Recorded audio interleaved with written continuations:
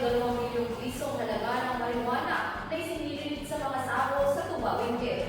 Alamin ang lumang impormasyon mula kay Patrolman Rafi Jude Suaya.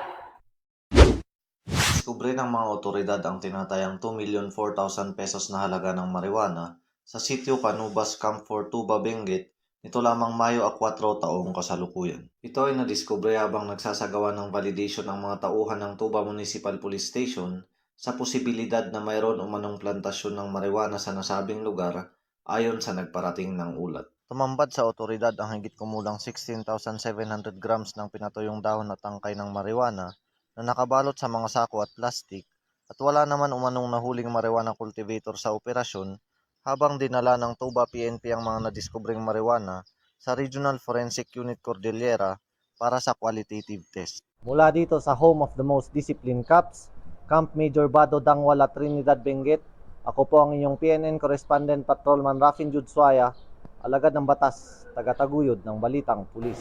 Salamat, Patrolman Suaya.